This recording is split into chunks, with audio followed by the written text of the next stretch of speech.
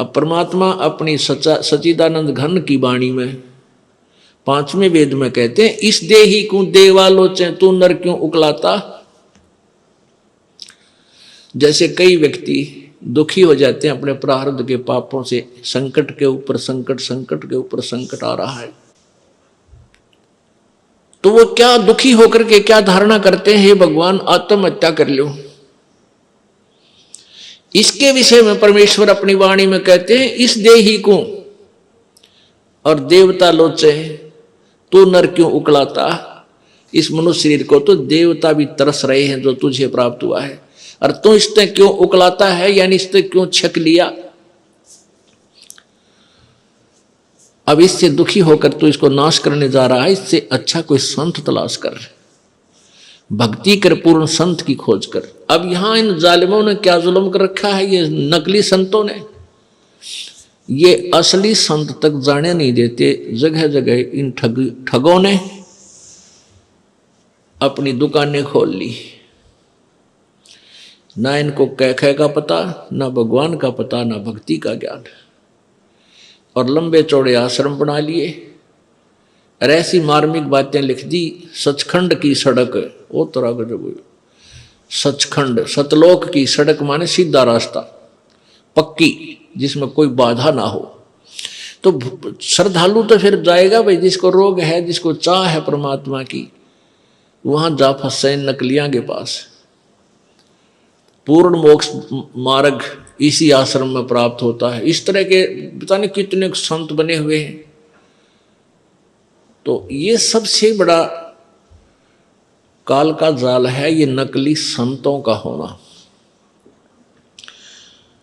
तो कहने का भाव ये है कि देवता भी इस मानव शरीर को तरफ रहे होते हैं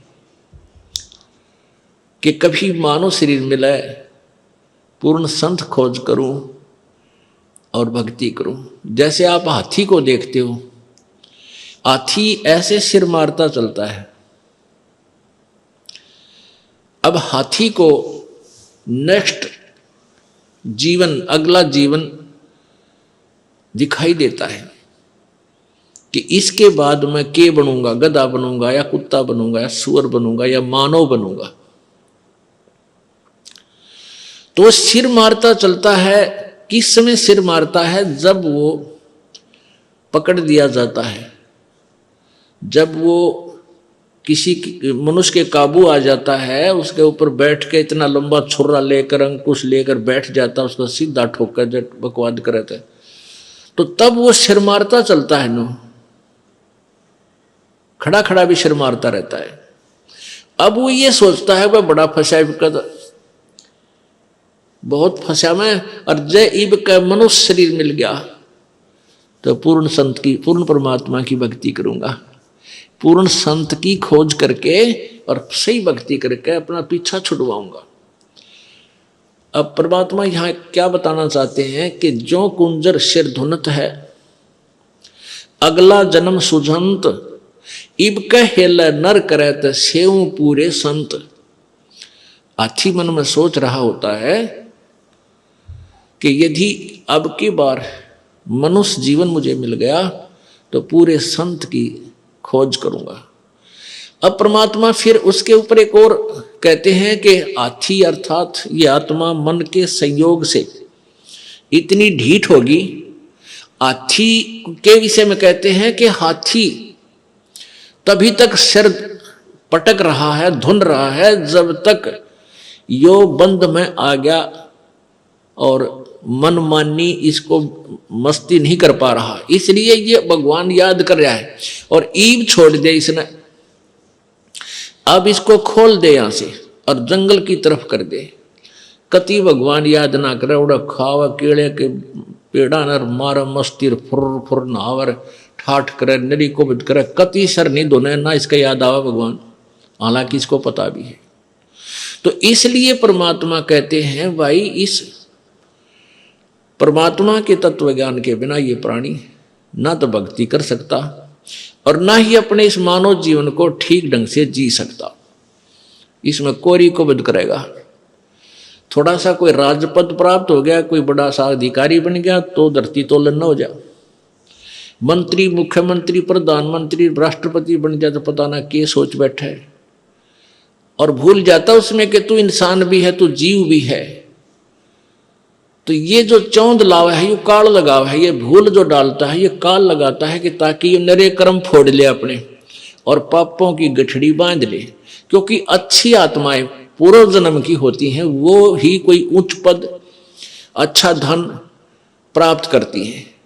तो वो अच्छी आत्माओं से नरे पाप करवा कर उनको नीच आत्मा बनवा देगा।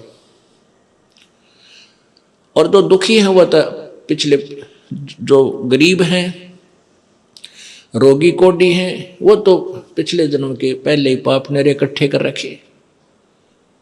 तो पुण्यात्माओं, तत्व ज्ञान से हमें ये जानकारी होगी कि पूर्ण संत हमें मिला है, उनसे हम भक्ति लेकर साधना, सत साधना करें और मर्यादा में रहेंगे तो हमारे पाप कर्मों से आने वाले प्रारब्ध के जो कष्ट हैं वो पाप भी कट के हमें सुख होगा। यानी आप पर आने वाली आपदाएं, संकट भी दूर होंगे, आप निर्धन भी नहीं रहोगे, आप धनी बन जाओगे। एक तो आप यहाँ के भौतिक सुख के, भौतिक धन के धनी बनोगे और आध्यात्मिक धन के भी आप धनी बनोगे। आप दोनों ही धनी इस परमात्मा की सत्य साधना से। कौन से परमात्मा की? उस पूर्ण ब्रह्म की। गीता जी अध्याय नंबर 15 के श्लोक नंबर 1 से 4 तक ये बताया गया है कि ये संसार रूपी एक उल्टा लटका हुआ वृक्ष जानो, और वृक्ष की ऊपर को जड़े मानो, ऊपर अर्श कुर्श पर, अर्श माने आसमान पर, कुर्श माने उसके कॉर्नर पर, आखिरी छोर पर, अर्श कुर्श पर श्वेत गुमज है। और जहां परमेश्वर का डेरा, जहां कबीर परमात्मा का डेरा स्थान सतलोक है, अरस यानी आसमान के अंतिम छोर पर, ऊपर में, कति चोटी में, सुन शिखर में, तो वहां परमात्मा रहता है सतलोक में। तो ऊपर को तो जड़ है, यानी वहां से तो सबकी उत्पत्ति हुई है, वहीं से ब्रह्म की उत्पत्ति, जो 21 ब्रह्मांड का मालिक है, ब्रह्मा विष्णु महेश का पिता है, जिसको काल ज्योति निरंजन भी कहते हैं, काल ब्रह्म भी बोलते हैं। और वहीं से परब्रह्म जो 7 संग ब्रह्मांड का स्वामी है, उसकी उत्पत्ति हुई है। अर्थात वो जड़ है, वो मूल है, मुख्य है, सबकी, सभी प्राणियों और सभी ब्रह्मांडों का रचनहार वही है। तो वो ऊपर को जड़ वाला, तो ये आदि पुरुष परमेश्वर यानी पूर्ण ब्रह्म रूपी तो जड़ समझो इस संसार रूपी वृक्ष की,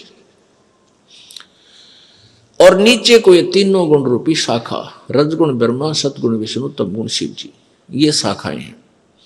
बीच के जो और भाग हैं उनको काल ब्रह्म ने नहीं बोला गीता में।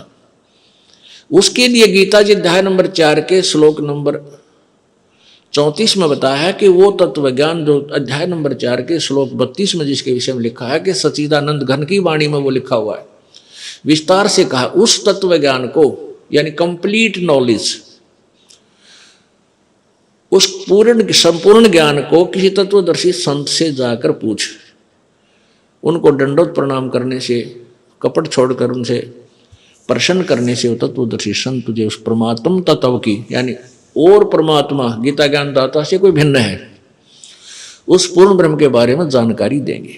उस तत्वदर्शी संत की पहचान बताई है 15वें अध्याय के प्रथम श्लोक में।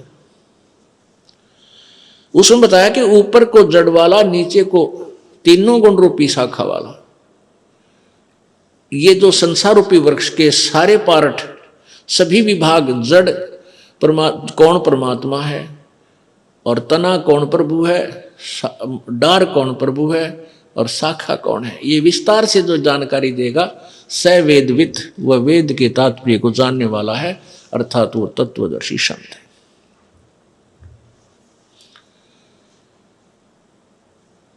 पुण्यात्माओं, परमेश्वर स्वयं आए थे, अप आरती अप साजे, अप किंगर अप बाजे, अप ताल झां जनकारा, आप नचे आप देखण हारा।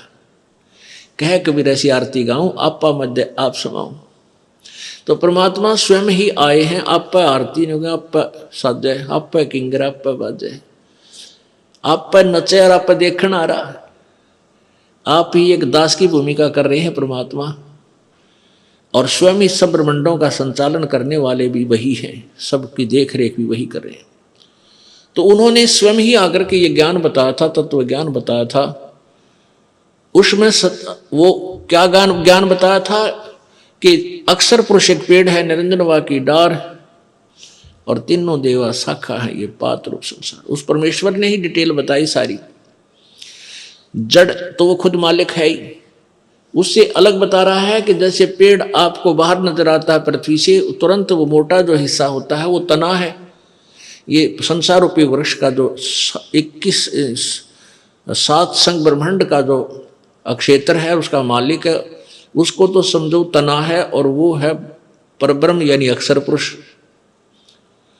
उससे फिर आगे मान लीजिए तना का एक डार निकलती है मोटी, उसको समझो ये अक्षर पुरुष, अक्षर यानी सर पुरुष यानी ब्रह्म ज्योति निरंजन कहो, इसे काल कहो।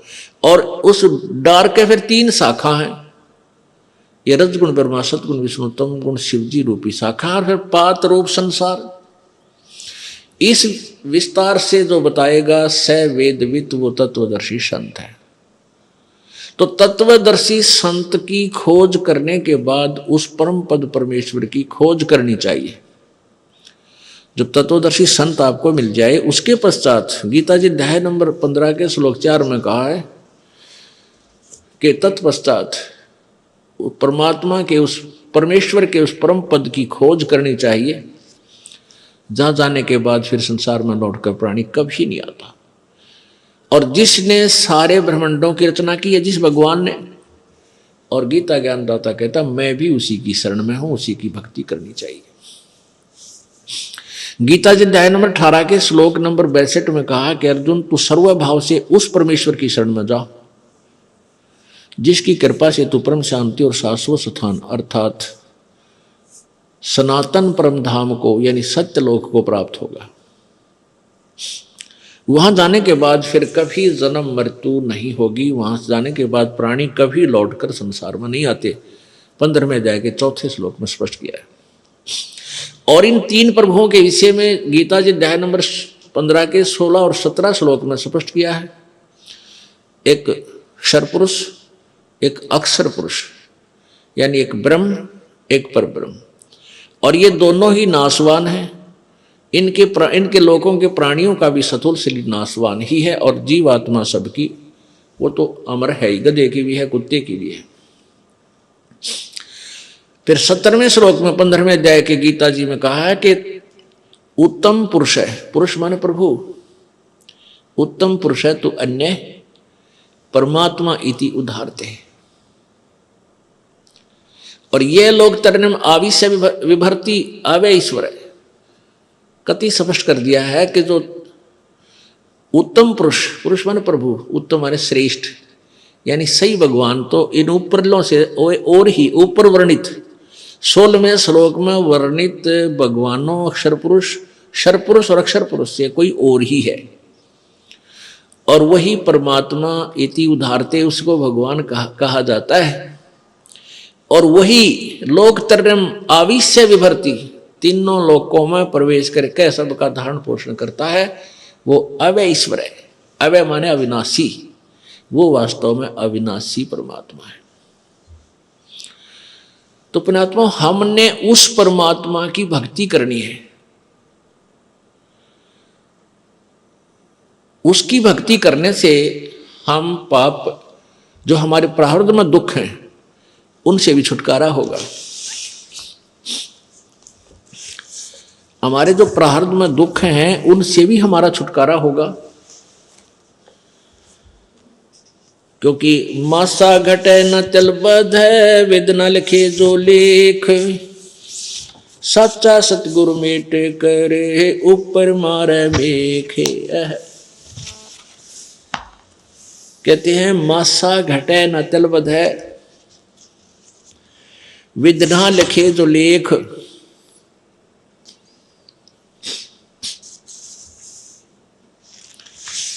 और सच्चा सतगुरु मेट के ऊपर मार दे मेघ।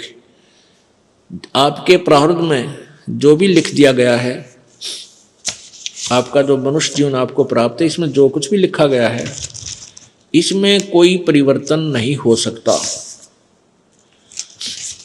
मासा घटे न तल बधै, वेदना लिखे जो लेख। जो परमात्मा ने आपके भाग्य में लिख दिया उसमें कोई परिवर्तन नहीं हो सकता। कब तक? जब तक आप पूर्ण परमात्मा की भक्ति नहीं करोगे, परम संत की खोज नहीं करोगे, तब तक आपका प्रारब्ध का दुख, आपका संकट निवारण नहीं हो सकता। तो उसके लिए आपने संत की खोज करनी पड़ेगी, परम संत की। और परम संत हमें मिलेगा तभी हमारा छुटकारा होगा।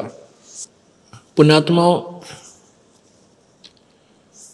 मानुष शरीर दुर्लभ है, मिले न बारंबार, और वही तरवर से पत्ता टूट जाइयो फिर नहीं लागे डार। इस सबसे पहले तो हमने इस मनुष्य जीवन की वैल्यू से, इसकी कीमत से परिचित होना चाहिए। ये कितना अनमोल है, ये कितना बहुमूल्य है। जब हम इसकी कीमत से परिचित होंगे तभी हम भक्ति कर पाएंगे। क्या बताते हैं कि कहता हूं कई जात हूं, कहूं बजा के ढोले, श्वास जो खाली जात है ये 3 लोक का मोले। एक मानव शरीर का जो श्वास है, ये एक श्वास भी कहते 3 लोक के तुल्य। क्योंकि हम 3 लोक, वह हमारे लिए तो बहुत बहुत ज्यादा है। इसलिए परमात्मा ने हमें समझाने के लिए उदाहरण दिया है ये, कि जैसे एक गांव का सरपंच बन जाता है, उसको सैकड़ों हजारों आदमी सरपंच साहब राम राम, सरपंच साहब नमस्ते, इतनी प्रभुता हो जाती है उस व्यक्ति की, और वो फूला नहीं समाता। और जब वो बन जाए एमएलए, कोई व्यक्ति एमएलए बन जाता है, कुछ क्षेत्र का मुखिया बन जाता है वो, उसको तो फिर न जाने कितने व्यक्ति, कर्मचारी, अधिकारी सारे सलूट मारे, फिर वो फूल जाता है। और एक बन जाए मुख्यमंत्री एक प्रांत का, फिर तो कहना है कि वो तो धरती पर पाए ना टेके। और बन जाओ प्रधानमंत्री एक टुकड़े का, एक देश का, छोटे से का या बड़े का, तो उसके माइंड की सोच है, वो तो 7वें आसमान पर घूमता है। फिर वो अपने आप को जीव नहीं समझता, क्योंकि उसके शब्द में, उसके वचन से ही ना जाने सबके में हिलता नजर आता है उसको। तो परमात्मा कहते हैं अगर पृथ्वी का एक राजा हो तो वो, उसकी कितनी प्रभुता होगी, उसके दिमाग में क्या सोच होगी, और उसकी कितनी वो अपनी वैल्यू समझता है। और ऐसे ऐसे पृथ्वी लोक, स्वर्ग लोक और पाताल लोक, इन तीनों का, तीनों की कीमत आप लगाओ कितनी होगी। और परमात्मा कहते हैं तुम्हारा मनुष्य जीवन का एक श्वास जब भक्ति बिना जाता है, सच्चे साधना बिना जाता है, तो इतनी कीमत है इसे एक श्वास के सिमरण की। अब इस कीमत को, इस मूल्य को केवल आप ही लगा सकोगे, अन्य व्यक्ति नहीं। क्योंकि आप सत्संग में आने से जौहरी बनोगे, लाल की परख करने लगोगे, तब आपको इसकी कीमत का अलग से पहचान होगी, तुरंत महसूस होगी। खास सत्य बात है। तो ऐसे महंगे मोल का एक सांस भी जावे और 3 लोक नहीं पटतरे क्यों धूल मिलावे। पटतरे माने बराबर नहीं। आप नित्यनियम में भी पढ़ते हो, अपने नित्यनियम के अंदर आपको बहुत कुछ विज्ञान है। विज्ञान माने तत्व ज्ञान है, विशेष ज्ञान है। अगर आप ये वीडियो YouTube पर देख रहे हैं तो हमारे चैनल को सब्सक्राइब करें और बेल आइकन को दबाना ना भूलें। अगर आप Facebook पर ये वीडियो देख रहे हैं तो हमारे पेज को लाइक करें।